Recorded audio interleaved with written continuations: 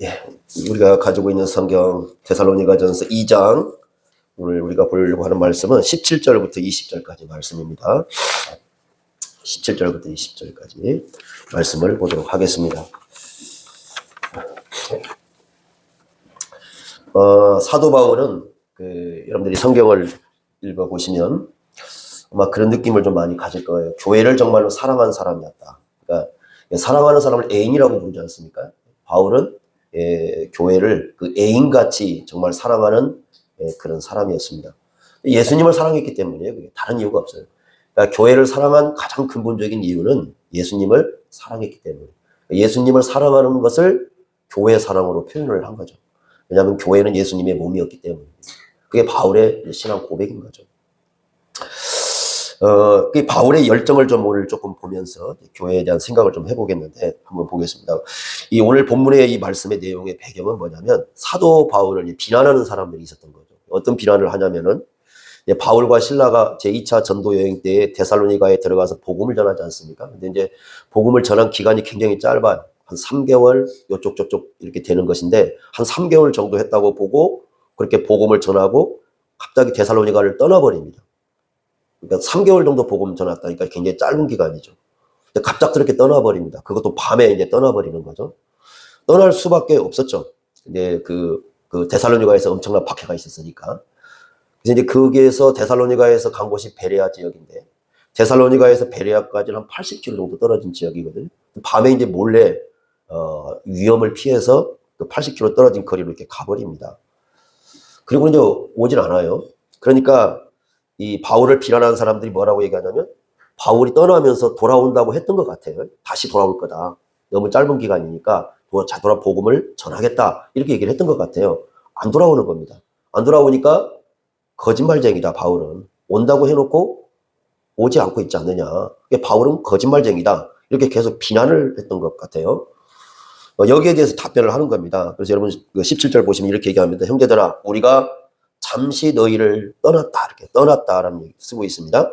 이 떠났다라는 말이 그 문자적으로 여러분 우리 주보에 보시면 나온 거지만 고아가 되었다는 뜻이 이게 원래 문자적으로 고아가 되었다. 그대로 읽어버리면, 그러니까 여기를 데살로니가를 박해로 인해 가지고 부득이하게 떠날 수밖에 없었지만 지금 고아와 같은 느낌이다. 내가 데살로 떨어진 것이 마치 고아라는 건 뭡니까? 집에서 떨어져 혼자 이렇게 그 가족을 잃어버린 사람이잖아요. 그러니까 내가 지금 데살로니가를 떠나온 것은 가족을 잃어버린 듯한 내가 지금 그런 느낌을 갖고 있다. 얼마나 그립겠습니까? 가족들이 그 애정을 표현하는 거죠. 내가 지금 너희들에게 그런 마음을 품고 있다라고 얘기를 하면서, 내가 얼굴은 떠나 있다. 지금 얼굴은 떠났죠. 아마 이 얘기가 우리는 그냥 읽을지 모르겠지만 바울은 얼굴이라는 표현을 썼을 때 한 사람 한 사람 다 기억했을 거예요. 왜냐하면 자기가 복음을 전했으니까 그 자리에 가서.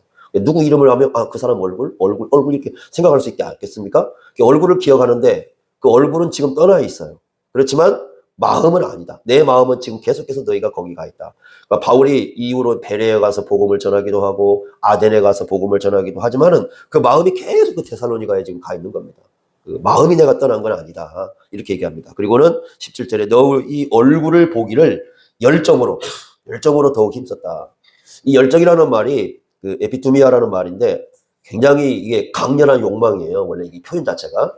이 부정적으로 성경어는 거의 써있어요. 부정적으로 쓰일 때는 나쁜 욕심이에요. 굉장히 욕심을 많은 사람들 있지 않습니까? 그런 사람에게 쓰는 표현인데 여기서만은 이제 긍정적으로 썼어요. 그래서 아주 내가 지금 강하게 너희들을 지금 보고 싶다. 이렇게 쓰고 있습니다. 자, 그런데 이 보고 싶다는 게 말로만 그런 게 아니라 18절에 뭐라고 하냐면, 나 바울은 한 번, 두 번, 요거 한 번, 두 번 그 말은 뭐냐면 한 번 이상 그 뜻입니다. 한 번 이상 내가 너희에게 가려고 시도를 했다. 그런데 사탄이 막았다라고 얘기를 하고 있습니다. 원래 이게 막았다라는 표현은 뭐냐면, 여러분들 이거 생각하면 될 것 같아요. 옛날 6.25 때요. 군대가 이렇게 북한 군들이 내려올 때에 다리를 못 내려오게 다리 파괴시키죠. 이렇게 상대방이 못 내려오게 다리 이렇게 파괴를 시켜버립니다. 그때 쓰는 표현이에요. 그러니까 군대 진군할 때 그 다리를 이렇게 못 지나오게 파괴를 시켜버린 거예요. 그러니까 사탄이 데살로니가로 갈 수 없도록 마치 다리 파괴하듯이 파괴를 시켜버렸다는 겁니다. 사탄의 역사가 있었다는 건데, 여기에 대해서 이제 크게 이제 두 가지 견해가 있어요. 하나는 뭐냐면, 바울이 이제 계속 가려고 했지만 질병이 있어가지고 몸이 안 좋으니까 갈 수 없다라는 그런 견해가 하나가 있고, 두 번째는 뭐냐면 데살로니가에서 못 들어오게, 그냥 데살로니라는 지역을 못 들어오게 행정 조치를 취한 거예요. 이와 같은 거죠. 제가 이제 지금 벌써 몽골 갔다 온 지 한참 몇 년 됐나요? 2년 됐나? 몽골을 갔다 왔지 않습니까? 몽골 가서 그 신학교를 갔었어요. 그 신학교를 가가지고 신학교를 갔더니 그 신학교가 굉장히 이렇게 좀 발전이 되어 있는 그런 상황이 되었었습니다. 그래서 그 신학교 교장과 교수들하고 교류를 하고 돌아왔어요.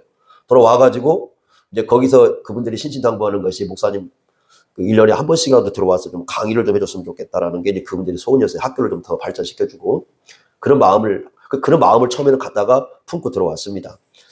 그런데 이제 그러고 난 다음에 그 신학교를 담당하고 있었던 그 책임자들이 한국에 잠깐 들어왔었어요. 왜냐면 선교대회가 1월 달에 있었으니까. 그리고 나서 바로 몽골로 들어가려고 하는데 못 들어갔어요. 왜냐면 들어가려고 하는데 몽골에서 거부를 해버렸어요. 못 들어오게. 그래서 학교를 이분들이 그 교장 뭐 이런 분들이거든요. 결국 다 이분들 못 들어가가지고 그 선교지를 포기를 해버렸어요. 갈 수가 없게 됐어요. 행정적 조치가 취해져 버린 거예요. 못 들어오게, 그 학교 그렇게. 그래서 몽골을 못 들어갑니다. 몽골은 보통 그 못 들어오게 하면 2년간을 못 들어가요. 그래서 이 몽골이 지금 학교가 그때 그렇게 됨으로써 고립이 돼 버렸습니다. 이런 상황이 발생을 했어요. 굉장히 안타까운 상황이에요. 그러니까 제 입장에서는 굉장히 안타까워요. 그게.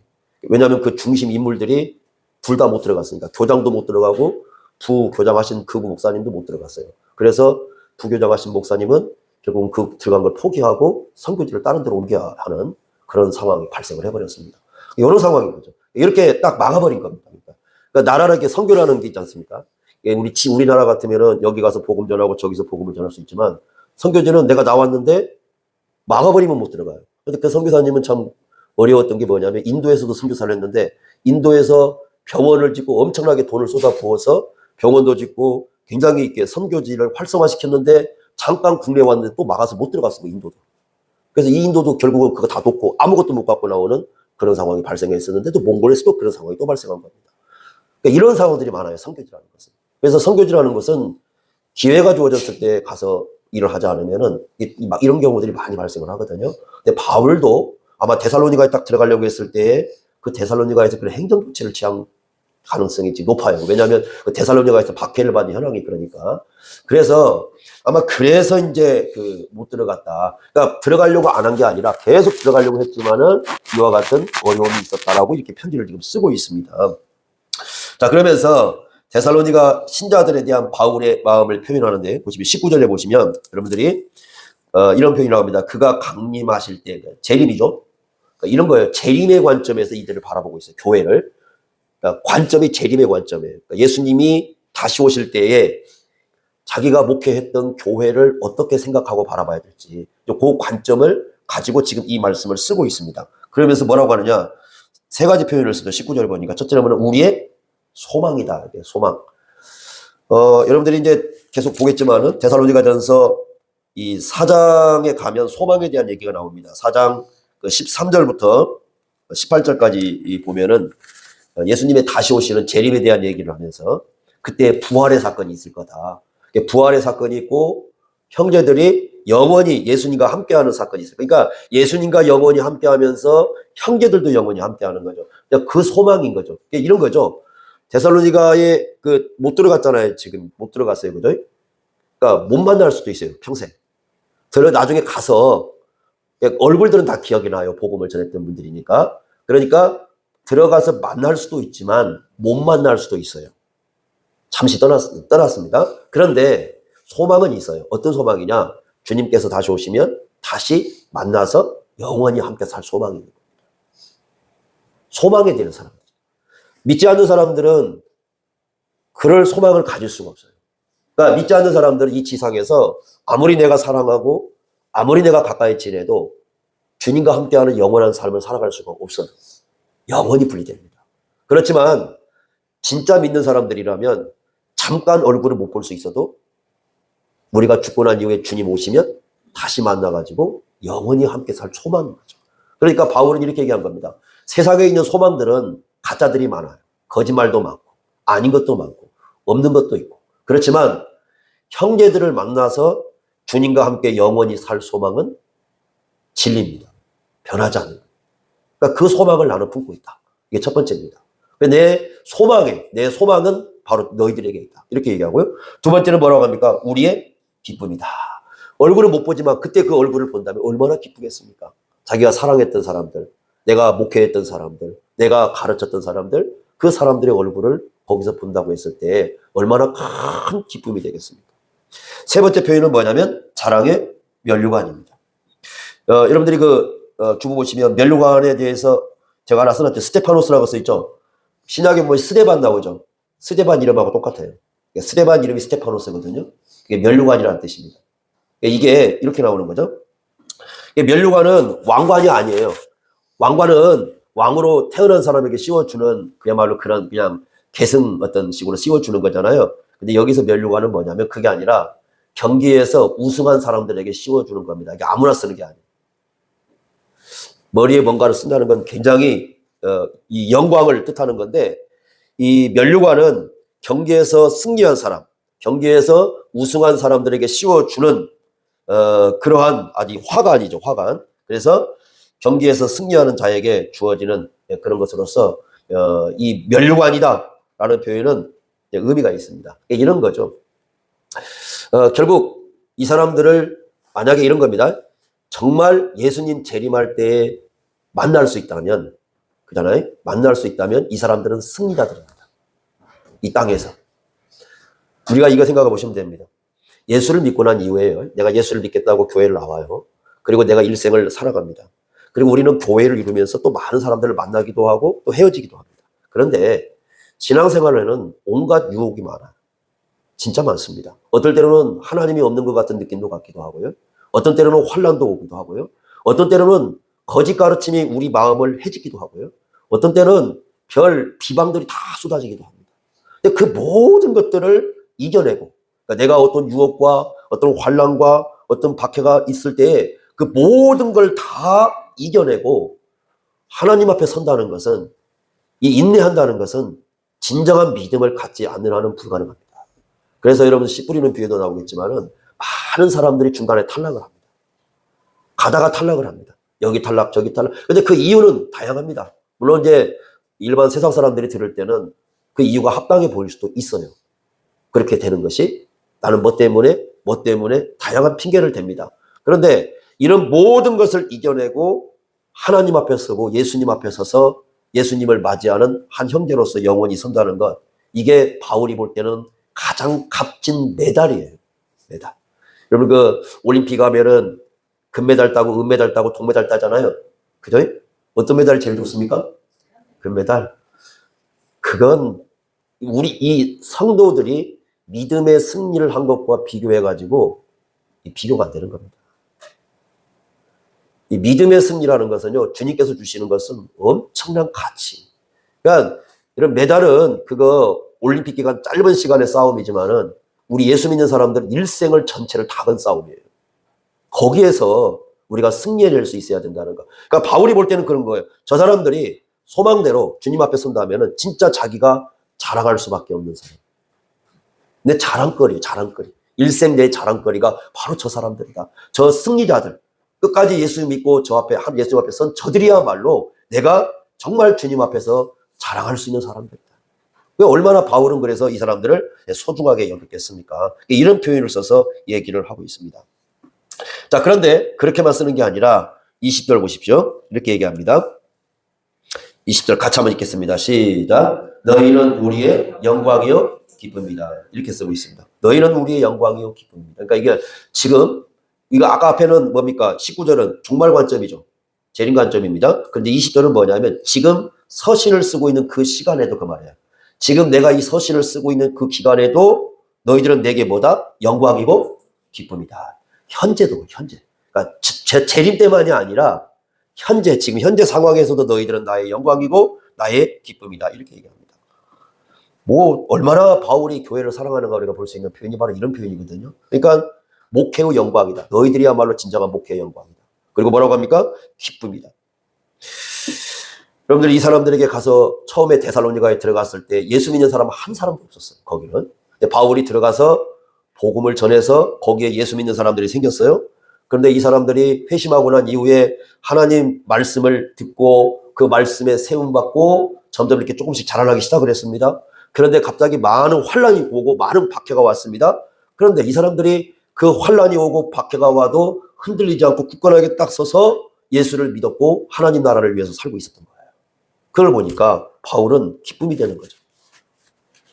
목회의 기쁨은요, 거기에 있는 것 같아요. 목회의 기쁨이라는 것은 막 목회해가지고 뭘 대접받고 그게 아니라 한 사람의 성도가 일생 동안 살아가면서 회심을 해가지고 말씀을 듣고 그 말씀 안에 자라가면서 이제 자기 스스로가 이렇게 딱 신앙으로 세워져 가면서 어떤 유혹과 어떤 환란이 와도 흔들리지 않을 만큼 굳건하게 딱 서 있을 때 크게 목회의 기쁨은 거기서 오는 겁니다.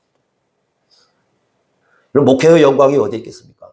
엄청난 무슨 사건이 나고 그런 데 있는 게 아니라 성도 한 사람이 제대로 예수를 믿어서 하나님 앞에 세움을 받을 때 거기에서 느껴지는 그 기쁨뿐만 아니라 거기 느껴지는 영광스러움이 있습니다.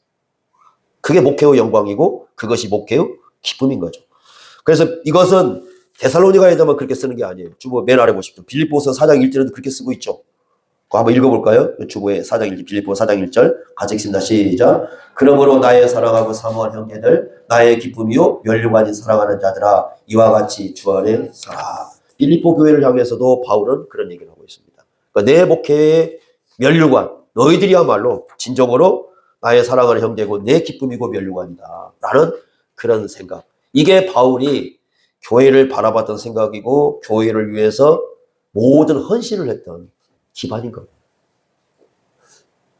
여러분 어떻게 생각하실지 모르겠습니다만 교회는 바로 이런 마음을 갖고 교회를 이뤄내야 되는 겁니다. 오늘 우리가 22주년이니까 제가 지금 이제 이렇게 돌이켜보는데 저희가 목회를 한 것이 25살 때 이제 정식 공식적으로 제가 목회를 하겠다고 뛰어든 것이 25살 때 시작을 해가지고 지금 거의 한 33년, 34년을 달려온 것 같아요. 쉬지 않고 온 것 같아요. 그러니까 다른 분들은 안식년도 가고 또 갔다고 했지만 한 번도 한 주도 쉬어본 적이 없는 것 같아요. 제가 그렇게 해서 목회를 달려왔는데 저는 이제 다른 분들처럼 교회를 많이 한 사람은 아니에요. 왜냐면 어떤 분들 보면은 전도사를 8번, 9군데 교회했어요. 막 자랑하신 분들이 저는 전도사 한 교회밖에 안 했어요. 두 교회밖에 안 했어요. 별로 이렇게 원래 한 군데 가면은 별로 움직이는 성격이 아니라서 딱 들어가면 한 2군데 전도사 하고 그리고 바로 담임이 됐으니까 가장 빠른 시간 내에 신대원을 졸업하고 가장 빠른 시간 내에 큰 교회 담임을 맡게 되었죠. 김제연정교회를 맡았으니까 한 10년을 거기서 목회 사역을 했으니까 거기가 이제 첫 사역지고 그 다음에 이제 바로 개척을 해가지고 목자음성 교회를 세우고 지금 우리 교회가 22년 동안 이렇게 달려왔어요. 전체 계산해보니까 저도 한 목회가 한 3년, 4년 되니까 예수님이 33살에 돌아가셨잖아요. 예수님 나이만큼을 했습니다. 사도 바울이 목회를 했을 때 부르심을 받고 목회한 기간이 3, 4년 되거든요. 바울하고 거의 비슷합니다. 그러니까 제가 이제 지금까지 달려온 기간을 보면은 거의 이제 비슷하게 사도 바울이 한 만큼 했고 예수님이 한 만큼 했고 지금부터 이제 덤으로 더 하는 거고 계속해서 이렇게 이제 목회를 아마 지금 이제 앞으로 진행을 하겠습니다. 제가 신학교를 처음에 딱 갔는데 그러니까 어떻게 보면은 하나님께서 특별하게 써 주시는 거죠. 남들 다른 목회자들이 걷지 않는 길을 하나님께서 걷도록 그렇게 했으니까 굉장히 의미 있게 이제 처음부터 대형 교회를 들어갔고 담임을 맡았고 그랬기 때문에 하나님께서 어떻게 생각한다면 굉장히 의미 있게 사용을 하시려고 그렇게 했다라고 저는 지금도 생각을 하고 있습니다. 근데 남들은 굉장히 부러워하는 그런 인생이었죠. 근데 저희는 그렇게 남들이 부러워할 만한 것이 없는 사람들입니다. 원래 왜냐하면은 남들처럼 돈을 가진 것도 없고 저희들은 진짜 돈 없이 했습니다. 아무것도. 그래서 둘이 할 때 결혼할 때도 아내가 없었으면 저는 결혼 못했습니다. 진짜로. 돈 몇백만 원 갖고 결혼했고 그렇게 했으니까 그냥 아무것도 없이 들어가서 아무것도 없이 했다가 나와가지고 또 개척도 이제 그런 식으로 우리가 또 도움을 받고 학교에서 이제 그런 식으로 했는데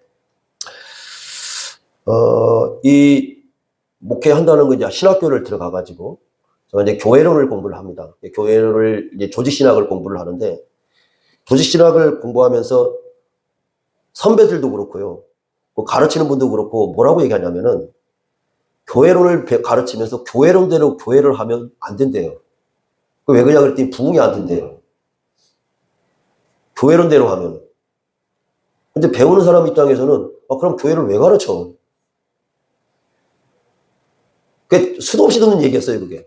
그런데 교회론을 이제 공부하면서 생각한 게 뭐냐면, 아니 뭐 그 사람들이 얘기한 것처럼 막 부흥은 막 꿈꾸고 막 엄청난 그런 교회 있지 않습니까? 뭐 그런 거 이제 생각하고 그런 분들 얘기하시는 것 같은데, 그게 하지 않더라도 그 주님 앞에서 그 성경에서 가르치는 올바른 교회를 이루는 것이 그게 중요하지 않을까. 계속 그 고민이 이제 그 교회론적인 고민이었어요.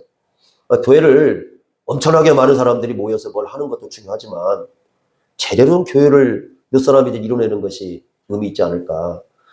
그렇게 고민하고 있을 때 저를 가르쳤던 스승님이 그런 얘기를 하십니다. 처음에 어떤 얘기를 하시냐면은, 그분도 저와 똑같은 고민을 하신 분이세요. 일찍 돌아가셨는데 이런 얘기를 합니다. 정말 성경에서 가르치는 교회를 생각하고 가는 사람 10명만 있다면 평생 그 사람들만 데리고 내가 교회를 해도 의미가 있겠다. 그렇게 말씀을 하셔요. 이분도 젊은 나이에 돌아가셨어요. 한 50도 안 돼 45세에 돌아가셨으니까. 그러면서 그렇게 가르쳐 주셨어요. 그래서 제가 그게 정말 의미가 있구나. 교회라는 것이 그렇게 영광스럽고 아름답고 교회가 의미가 있다고 한다면 성경에서 얘기하고 교회론에서 가르치는 그런 교회를 꿈꾸고 그런 교회를 이뤄야지, 교회론을 가르치면서 이대로 하면 목회가 안 된다고 얘기해버리면 도대체 왜 우리는 교회론을 배워야 되는가? 그리고 어떤 교회를 도대체 이루라고 우리 뭐 하는 것인가? 계속 그런 갈등과 고민이 있었습니다. 그러다가 이제 대형교회를 갔는데 많은 분들이 도대체 왜 저분은 저 좋은 교회를 다 내려놓고 나왔을까? 뭐 여러 가지 얘기합니다. 물론 제 나름대로 여러 가지 사정이 있었어요. 근데 목회를 거기서 한 10년 동안 하면서 느낌이 오는 게 있었어요. 뭐냐면은 이제 제가 있었던, 원래 이제 이렇게 뭘 어떻게 세웠던 교회가 아니라 100년이 거의 다 된 교회야. 역사가 100년이 다 된 교회고 조직이 잘 돼 있는 교회입니다. 장로님들만 해도 11분 계셨고, 안수집사, 권사님들 쭉 모아놓지 않습니까? 장로님들, 안수집사, 권사님들 모아놓으면 30명이 넘어요. 그런 숫자만 해도. 그러니까 많은 그 숫자를 보유하고 있었던 교회죠. 근데 어느 순간에 어떤 느낌이 자꾸 목회할수록 드냐면은 자꾸 대중이 보이는 거예요. 그러니까 뭐냐면 한 사람 한 사람이 소중하게 느껴지는 게 아니라 자꾸 이렇게 사람이 많으니까 그냥 대중으로 보이는 거예요. 그래서 한 사람이 빠져도 두 사람이 빠져도 별로 이렇게 관심이 이렇게 깊이 안 가요. 왜냐하면 그냥 와요, 교회. 나 다음 주 되면. 그러니까 별로 이렇게 그 영혼에 대한 간절함이 이게 없어요. 그리고 이제 어떤 분이 이제 지난번에 만났는데 어떤 친한 목사님이거든요. 저희가 이제 전주에서 이렇게 교회에 들어가셔서 거의 한 20년 된 것 같은데 목회하면서 장례를 진짜 많이 치렀다고 하시더라고요. 그래서 몇 분 돌아가셨는데요? 그랬더니 한 3, 40명 돌아가셨대요. 그래서 저는 한 10년 동안 있으면서 60명 치고 나왔는데 장례를 60명 치고 왔었어요. 근데 장례를 치르면서 점점 느끼는 게 뭐냐면, 제가 이제 그 장례를 치르면서 진짜 울었던 사람들이 몇 있어요. 그러니까 어린아이 죽었을 때 하나 하고, 처음에 장례 치를 때 20살 먹은 여자애가 암으로 죽은 그때가 가장 마음이 아팠고, 그런데 그 이후에는 눈물이 안 나요. 장례를 치르는데. 권사님들이 돌아가시고 사람들이 죽었는데 그 장례를 치르는데, 지금이야 뭐 이렇게 장례식장에서 하잖아요. 근데 그때는 상여를 메고 가서 그 질퍽한 땅을 다 올라가서 비가 와도 막 장화를 신고 양복 입고 올라가거든요. 산꼭대기로 상여를 메고 올라가서 석관을 쓰고 목관을 쓰고 이렇게 사람이 돌아가시는데 전혀 눈물이 나지 않아요. 왜 그럴까? 그러니까 계속 그 고민이 이 마음을 떠나지를 않아요. 그리고 제가 거기는 위임 목사예요. 위임 목사이기 때문에 평생을 있어도요 편안하게 보장받을 수 있는 교회예요. 그냥 제가 있겠다고 하면 아무도 밀어낼 수 없는 교회예요. 그런데 어느 순간에 그런 생각이 들면서 또 한편은 어떤 생각이 들었었냐면, 원래는 제가 그 교회를 가려고 했던 것이 아니에요. 그 교회에 가려고 했던 게 아니고 저를 붙잡혀서 간 겁니다. 저도 모르게 그냥 저도 생각하지 않는 틈에 그분들이 결정을 해가지고 초청을 해서 그냥 그래서 간 교회, 거기가 그런 교회입니다. 그래서 가서 목회를 한 10년을 이렇게 했는데, 원래는 그것이 생각은 아니었고, 원래는 가르치고 좀 더 공부하고, 원래 소망은 그거였어요. 그러니까 공부를 좀 더 많이 해가지고 좀 뭔가를 가르치는 사역에 하고 싶었는데 하나님께서 그 길로 전혀 길을 열어주질 않는 거예요. 그러니까 이게 뭔가를 더 공부를 할 수 있는 길도 열어주시고 뭔가 이렇게 해야 되는데, 남들은 그렇게 어떻게 이렇게 가는 것 같은데 전혀 그 길도 열어주지 않고 길을 열어주지 않는 거예요. 그리고는 목회 현장에다만 딱 박아놓으신 겁니다. 그래서 거기서 이제 깨달아가면서 점점 교회를 생각하고 여러 가지를 생각하면서 아, 여기에 계속 내가 머물러야 할 곳은 아니다. 왜냐하면 그 교회가 한 100여 년 동안 교회가 진행해 오면서 말씀에 대한 너무 고갈이 크니까 하나님의 말씀에 대해서 너무 듣고 싶어하는 그 열망 때문에 저를 붙잡았던 거거든요. 그래서 한 10년 가르치고 난 다음에 아, 이제는 여기 어느 정도 내가 말씀을 이 정도면 됐겠다 싶은 생각도 들고 그래서 과감하게 이제 속 내면에서는 결심을 하고 개척을 나온 겁니다. 나와가지고 이제 개척을 하니까 뭐 이제 여러 가지 다 개척 상황에서 경험을 하죠. 얼마나 많은 사람들이 왔다 갔겠습니까? 교회를 이용하는 사람도 많고 뭐 다양한 사람들이 왔다 갔다 하면서 이 교회를 목자연구소 교회라는 걸 들지 않았습니까? 그리고 그래서 22년이 지나온 거예요. 그렇게 하면서 다양하면서 이제 좀 이따 우리가 보겠지만은 그러면서 어떤 이제 사역을 해왔는가 이렇게 했는데 그런데 이제 이 오면서 이제 개척을 하면서 이제는 그 갈등의 요인들이 그 마음속에 내면에서 가지고 있었던 갈등이 좀 해결이 좀 되는 거죠. 하나는 뭐냐? 정말 내가 교회 이 성경에서 가르치는 교회를 이뤄낼 수 있을까? 그걸 그냥 일생 그냥 그 교회를 평생 변하지 않고 그런 교회를 추구해 갈 수 있을까라는 그 질문 앞에서 갈 수 있겠다. 지금은 그래요. 지금은 왜냐하면 지금까지 한 30년 걸어오면서 변하지 않았던 마음이거든요. 그게. 그러니까 지금은 남은 인생도 계속 그렇게 갈 수 있겠다. 누가 뭐라고 하든지 누가 어떻게 하든지 뭐 어떤 분들은요 막 그 대형 교회를 꿈을 꾸고 그러면 저는 꿈도 없습니다. 왜 별로 해봤기 때문에 이미 관심이 그쪽으로 가 있지 않아요. 그러니까 어떻게 하면 주님께서 기뻐하는 교회일까? 그거 갈 수 있겠다. 요게 첫 번째 가능하고 두 번째는 뭐냐면 영혼을 진정으로 사랑하느냐는 질문 앞에서 아 지금은 그렇다는 답을 할 수 있다. 전에 연정교회에 있었을 때 그때 했을 때는 그 답을 못 내렸어요. 왜냐하면 쉽게 마음에 오지 않았어요. 그러니까 제 양심이 그래요. 양심이. 근데 지금은 어떠냐? 우리 교인들만이 아니에요. 여러분들에 대해서는 제가 어디를 가든지 진짜 말을 합니다. 어디 가든지 여러분들 우리 교회에 있는 사람은 제게 영광이고 기쁨이고 면류관이고 저는 어느 교회 가든지 우리 교인들 한 사람들 전에 얘기했지만 다른 교회 1000명하고도 안 바꾼다고 제가 그럴 정도로 교인들을 영광스럽게 생각을 합니다. 그런데 우리 교회뿐만 아니라 이제는 어딜 가든지 예수 믿는 사람들이 있다면 그 영혼들이 소중하게 바라볼 수 있는 눈이 열렸어요. 그러니까 몽골에 갔을 때도 마찬가지인데 그곳에 갔을 때도 남들은 뭐라고 할지 모르겠지만 신학교를 보고 그곳에 그 예수 믿는 사람 그때 굉장히 그 영혼들에 대한 그 소중한 마음들이 너무 강렬했어요. 그랬을 때 돌아와서 저도 한번 또 그것을 다시 돌아가 봐야겠다라고 생각을 했는데 결국은 모든 게 막혀서 가지를 못했습니다. 그리고 갔다 와서 여러 가지로 고민도 많이 했어요. 그러면서 계속 학교에 들어가는 교장 선생님들도 못 들어가고 이런 상황이 발생을 해버린 거죠. 학교가 어려움에 처해버린 겁니다. 지금도 이제 어떤 상황에 처했는지 지금 저도 좀 모르겠습니다. 학교가 지금 이렇게 되었으니까 이제는 그런 그 어디를 가든지 그리고 어떤 시골에 가면은 이 교회들이 지금은 예전에 대형 교회 큰 건물을 졌던 교회들이 어떤 교회는 한 명만 남아 있고 어떤 데는 몇 명만 남아 있지 않습니까? 그러면 사람들은 뭐라고 생각하냐면 항상 이게 너무 길들어져 있어요. 그러니까 100명, 200명, 1000명에 길들어진 사람들은 저거 한두 명 남은 사람들 저 빨리 없애버려야 되지 않느냐 이렇게 얘기를 합니다. 근데 저는 아니에요. 한 명이 남아있더라도 남아있다면 그들을 지켜가는 게 그게 목회자의 임무라고 생각해요.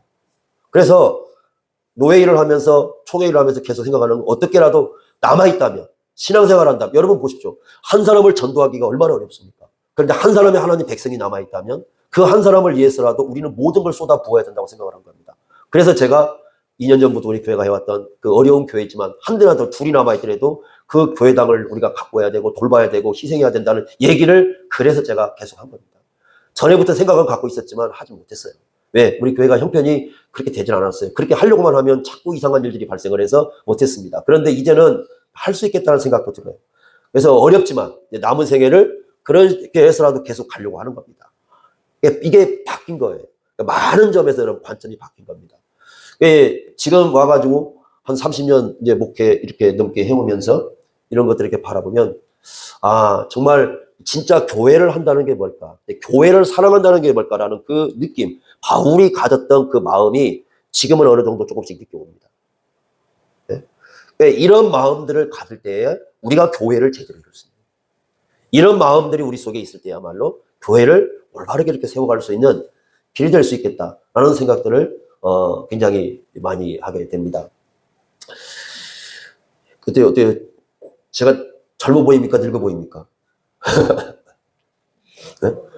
다 제 나이를 헷갈려 하더라고요.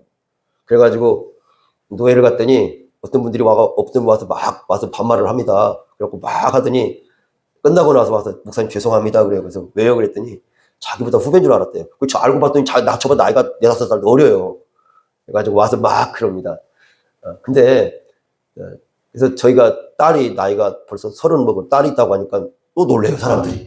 딸이 그렇게 나이를 많이 먹었어요. 그래서 제 나이를 뭘로 보는데요? 그러거든요. 근데 목회를 30년 이상 한 사람입니다. 그렇게 목회를 해왔어요. 그러니까 어떻게 생각한다면 장기적인 목회를 지금 해온 거죠. 어쩌면 이제 막 여러 가지 지금 이제 상황에 우리가 직면해 있는데, 그래서 이 교회를 지금까지 해오면서 이제 점점 시간이 이렇게 지나니까, 이게 해마다, 그래 내가 이제 지나온 세월도 돌아보면서 목회를 어떻게 남은 생애를 해야 될까, 이것도 계속 생각을 하면서 어떻게 하면 좀 더 이제 이 교회를 이룬다는 걸 의미 있게 좀 갈 수 있을까. 이게 우리 교회만이 아니라, 우리 교회는 명하지만 우리 교회뿐만 아니라 이 땅에 같은 시대를 이루어가고 있는 교회들이 곳곳에 있는 대형 교회들이 알아서 가자. 진짜 어려운 교회들 아니면 주위에 있는 교회들을 어떻게 끝까지 붙들면서 같이 갈 수 있을까. 그게 고민이에요. 어떻게 하면 저분들을 끝까지 영광스럽게 생각하고 저분들이 영광이고 우리의 기쁨이고 한 사람이든 두 사람이든 저 남아있는 교회라면 그게 영광이고 기쁨이고 끝까지 지키는 거 아닙니까? 그래도 그렇지 않습니까? 다 떠나고 다 떠났는데도 불구하고 한 명이든 두 명이든 끝까지 믿음을 가지고 지키려고 하는 저 사람들이 결국은 자랑의 면류관들이 될 사람들인데 어떻게 저들의 신앙들을 지켜갈 수 있도록 해야 될 것인가. 그게 앞으로 남은 목회에 또 많은 이제 과제가 될 것 같습니다. 여러분들이 어떤 심정으로 이제 제가 목회를 하고 있는가도 한번 들여다보시고, 그리고 여러분들도 마찬가지예요. 교회를 생각할 때 이 바울의 심정을 그대로 품으셔야 됩니다. 나의 소망이고 나의 영광이고 내 자랑의 면류관이다. 이 의식이 우리 마음속에 형성되지 않으면 정말 교회를 사랑하기 어렵습니다. 이 마음이 있을 때야말로 진짜 교회를 사랑할 수 있어요. 그래서 이 마음을 품고 여러분들이 교회를 이뤄갈 수 있는 그런 삶이 될 수 있기를 바랍니다. 기도하겠습니다. 하나님 아버지, 사도 바울이 교회를 어떻게 품었으며 어떤 마음을 갖고 갔는지를 저희들이 봅니다. 나의 소망이요, 또 나의 영광이요, 나의 자랑의 면류관이요, 나의 기쁨이라고 고백한 이 교회에 대한 신앙 고백을 우리 마음속에도 품고 갈 수 있도록 인도하여 주옵소서. 예수님의 이름으로 기도하옵나이다. 아멘.